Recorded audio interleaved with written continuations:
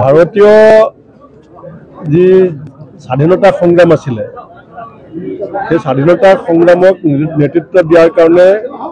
জন্মগ্ৰহণ কৰা কংগ্ৰেছ দলৰ আজি প্ৰতিষ্ঠা দিৱস আৰু প্ৰতিষ্ঠা দিৱসত আমি দেশৰ প্ৰতি যে সমৰ্পিত দেশৰ সংবিধানৰ প্ৰতি আমি আস্থাশীল আজি এই নলবাৰী জিলা কংগ্ৰেছৰ উদ্যোগত যি পদযাত্ৰা আমি আৰম্ভ কৰিম তাৰ জৰিয়তে সেই বাৰ্তাটোৱে আমি ৰাইজৰ মাজলৈ লৈ যাব বিচাৰিছোঁ আৰু কংগ্ৰেছ দল এটা কেৱল ৰাজনৈতিক দল নহয় ই গোটেই ভাৰতবৰ্ষৰ জাতি জনগোষ্ঠী ধৰ্ম ভাষা সম্প্ৰদায়ৰ এক আত্মাস্বৰূপ কাৰণ কংগ্ৰেছ দলেই সম্প্ৰীতি ভাতৃত্ববোধৰ কথা কৈ আহিছে আজি দেশখনৰ যি 21 শতিকাত আহি পেলাই অৰ্থনৈতিক শিখৰণত উত্তৰণ কৰিছে তাত আমাৰ সেই সময়ৰ নেতৃত্ব লোৱা নেহেৰু ডাঙৰীয়াৰ পৰা প্ৰমুখ্য কৰি নৰসিংহ ৰাও ডাঙৰীয়ালৈকে এক অভূতপূৰ্ব যি অৰিহণা আছে স্বাধীনতা সংগ্ৰামৰ আগত মানে স্বাধীনতাৰ আগৰ আৰু স্বাধীনতাৰ পিছৰ সেই কথাখিনি আমি আজি স্মৰণ কৰাৰ লগতে আমাৰ যিটো সংকল্প সম অধিকাৰ সম বিকাশ সম ন্যায় অহিংসা শান্তি আৰু ভাতৃত্ববোধ আমি সেই বাৰ্তা আমাৰ যিটো চেতনা সেইটো দেশবাসীৰ মাজত আমি অধিক প্ৰাণৱন্ত আৰু উজ্জীৱিত কৰিব বিচাৰিছোঁ বিৰোধী ঐক্যৰ লগত আলোচনাৰ পিছত আপুনি নলবাৰীত যোৱাটো দিশাও আছে যোৱা দিশা আপুনি গোটেই কথাখিনি ভালকৈ মানে নিজৰ মনৰ মাজত এটা আলোচনা কৰিব পাৰিছে নিজে নিজে কেনেকুৱা আশা দেখিছে ছাৰ আগন্তুক দিনত আমিতো ইতিমধ্যে কৈছোঁৱেই যে 14টা লোকসভা সমষ্টিত আমি 15টা দলৰ এজনকৈ প্ৰাৰ্থী হ'ব তাত কোনো সন্দেহ নাই আৰু কোনো দ্বিতীয় অৱকাশ নাই আমি 15টা দলে কালি প্ৰস্তাৱ লৈছোঁ যে আমি 14টা সমষ্টিত আমি এজনকৈ প্ৰাৰ্থী দিম আৰু গোটেই ভাৰতবৰ্ষত 26টা দল একত্ৰিত হৈছে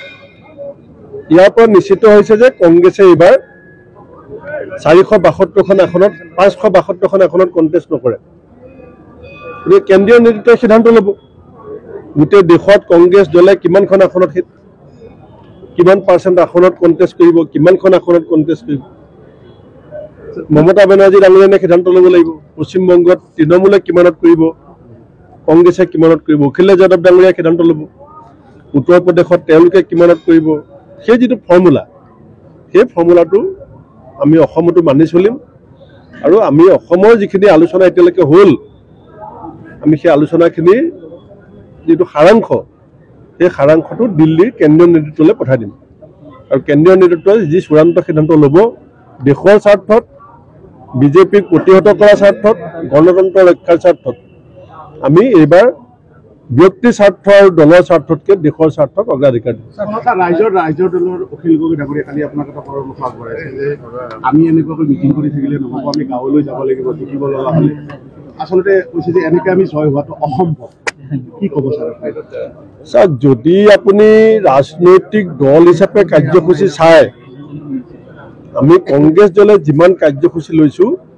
কোনো ৰাজনৈতিক দলে ইমান কাৰ্যসূচী লোৱা নাই আনকি বিজেপি দলেও আমাৰ সমান দলীয় কাৰ্যসূচী ল'ব পৰা নাই কিন্তু যদি চৰকাৰী কাৰ্যসূচীবিলাকক যদি আপুনি দলীয় কাৰ্যসূচীৰ লগত যোগ কৰি পেলাই তুলনা কৰে তেতিয়া বিজেপি আমাতকৈ আগত আছে কাৰণ আমি 40 কোটি টকা পেণ্ডেল বনাই পেলাই আমি হিতাধিকাৰী কাৰ্যসূচী দলীয় কাৰ্যসূচী কৰিব পৰা নাছিলোঁ আজি বিভিন্ন যি অমৃত কলা যাত্ৰা যেনেকৈ ডিচিবিলাকক ব্যৱহাৰ কৰা হ'ল অংগনবাদী কৰ্মীক ব্যৱহাৰ কৰা হয় আশা কৰ্মীক ব্যৱহাৰ কৰা হয় বেংকৰ লোন মাফ কৰি দিম বুলি কৈ মহিলাসকলক মাতি অনা হয় এনেকুৱা কামটো আৰু কংগ্ৰেছ দলে কৰিব নোৱাৰে আমি যিটো বুথ কমিটি অসমৰ প্ৰত্যেকটো পুলিং ষ্টেচনত আমাৰ এটা বুথ কমিটি আছে প্ৰত্যেকটো পুলিং ষ্টেচনত আমাৰ এজন BLA আছে আপোনাক মই ডিজিটেল চিষ্টেমত এসপ্তাহৰ পিছত টেলিফোন নম্বৰ নাম দিব পাৰিম এইটো পুলিং ষ্টেচনৰ BLA নাম কি আৰু ইয়াৰ ফোন নম্বৰ কিমান মই দিব পাৰিম আপোনাক ৰাতুল পাটোৱাৰীয়ে পৰুত ভূঞাই দিব নালাগে মই দিব পাৰিম আজি বৰমুনৰ সমষ্টিত BLA কোনটো বুথত কোন সেইটো মই ক'ব পাৰিম ৰাজীৱ ভৱনত বহি আমি এনেকুৱাকৈ আমাৰ সাংগঠনিক কাম কাজ কৰিছোঁ কিন্তু আমাৰতো অফিচ বেয়া যেতিয়া ক'বলৈ যায় APCC GS জন যায় চাইলেণ্টটো নেবাজে লোকেল থানাৰ OC আহিটো চেলুট নেমাৰে গতিকে ভিজিবিলিটি অলপ কম হ'ব আমাৰ নেতাবিলাকৰ নিজৰ নিজৰ টিভি চেনেল নাই, আমি কংগ্ৰেছ দলৰ কোনো নেতা পেপাৰৰ মালিক নহয়, গতিকে সমান্তৰাল প্ৰচাৰ কেনেকৈ পাব?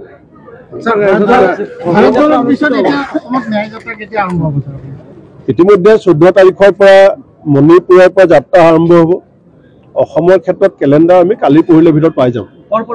আমি সেইটো সিদ্ধান্ত ল'ব নোৱাৰিম, ৰাষ্ট্ৰীয়ভাৱে সিদ্ধান্ত ল'ব। আৰু অসমৰ যিটো অংশ চুই যাব, এতিয়া যিটো হিচাপ মই দেখি আছোঁ, মই অনুমানহে কৰিছোঁ যে প্ৰথম হ'ব মণিপুৰ। আমাৰ আগৰ নিচিনা একেলেঠাৰিয়ে নহ'ব। আগত যেনেকৈ ৰাহুল গান্ধী ডাঙৰীয়া 3500 কিলোমিটাৰ একেলেঠাৰিয়ে খোজকাঢ়িছিলে, এই যাত্ৰাটো একেলেঠাৰিয়ে পদযাত্ৰা নহ'ব, পদযাত্ৰাও হ'ব, ক'ৰবাত গাড়ীটো যাব আৰু ক'ৰবাত কোনোবা এটা অঞ্চল হয়তো বাদো পৰিব। যাত্ৰাটো এটা ডাইৰেকশ্যনত এটা দিশ নিৰ্ণয়কাৰী যাত্ৰা এটা হ'ব,